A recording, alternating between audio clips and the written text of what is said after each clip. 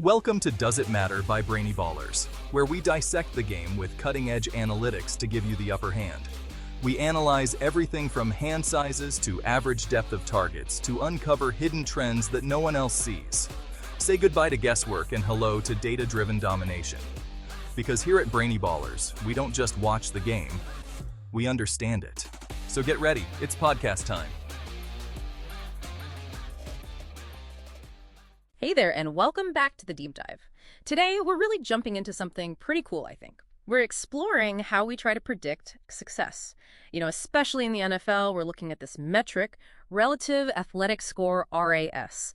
And the big question we're tackling for you is, well, can these measurements, these athletic scores, actually tell us who's going to succeed, specifically for defensive ends in fantasy football? Yeah, exactly. And the stuff we've looked at, it really crunches the numbers. It's analyzing the top fantasy guys, the finishers going way back to 2003. The main goal was trying to find like an optimal range for R.A.S., something that might actually be useful for you. Got it. So let's back up a sec. What is R.A.S. fundamentally? Why does everyone talk about it so much? Right, so R.A.S., Relative Athletic Score, was developed by Kentley Platt back in 2013. Think of it like an athlete's report card for their physical tools. It takes all those combine and pro day numbers, speed, agility, explosion, size, all that stuff, and it standardizes them, puts them on a 0 to 10 scale, and it even color codes them. So you get this quick visual comparison, how athletic is this prospect versus others at their position. It's handy for assessing that raw potential. Okay, that makes sense. A clear picture.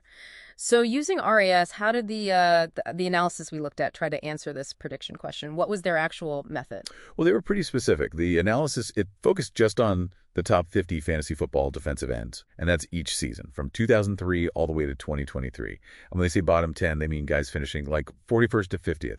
Top 10, top 5, that's the elite fantasy producers. And importantly, they kicked out the defensive tackles, kept the focus purely on defensive ends. They felt using the top 50 was kind of a happy medium. It let them compare the really good players that are getting bogged down by guys barely on a roster. Right, a solid group to compare. Now, this is where I thought it got really interesting, the initial findings. Like just averaging the R.A.S. scores for different tiers, say top 5 guys versus the guys finishing 31st to 50th. Over 21 years, they found basically nothing. No trends at all. That was kind of wild, wasn't it? It really was, yeah. Finding no average trend was a surprise. It kind of suggested that just looking at the average R.A.S. wasn't telling the whole story. So what did they do then? How did they shift gears to try and find maybe more subtle patterns? Well, that led them to dig into what they called the differences chart. This approach was more about spotting consistency, specifically comparing the top 10 finishers versus the bottom 10.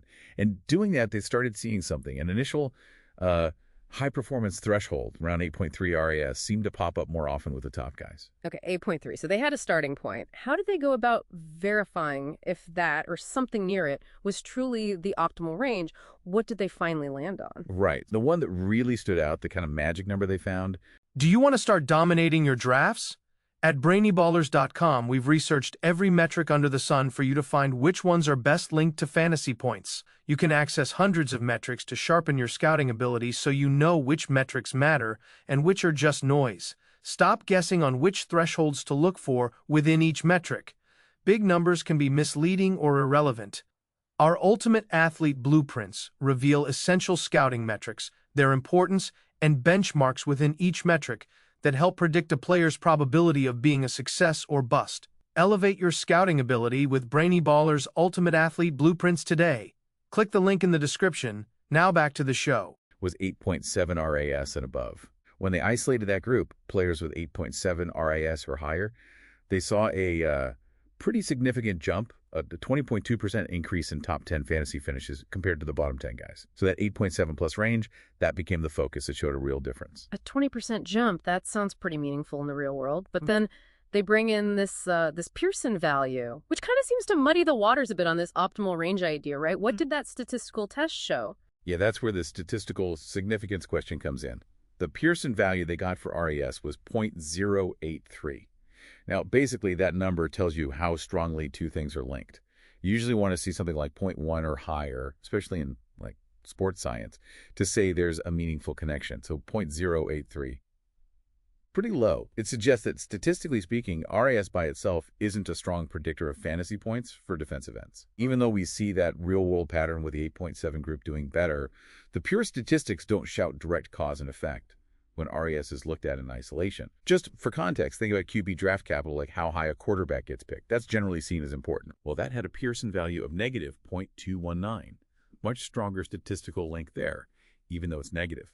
So the bottom line from the source material is kind of nuanced. It seems like R.A.S. does have some influence, especially that 8.7 and above threshold, which, by the way, held up across different decades with that 20% bump. But without that stronger statistical backing from the Pearson test, it's tough to say R.A.S. is a truly reliable standalone predictor for fantasy success. For you listening, it maybe suggests that it could give you a bit of an edge. That 20% better shot at a top 10 finish is real, but it's probably best seen as a strong indicator to use alongside other scouting, not a crystal ball on its own. Okay, so let's wrap this up for you. We've dived into R.A.S. for defensive ends. We saw this optimal range, 8.7 and up, seems to correlate with a definite increase in top fantasy finishes, that 20% bump.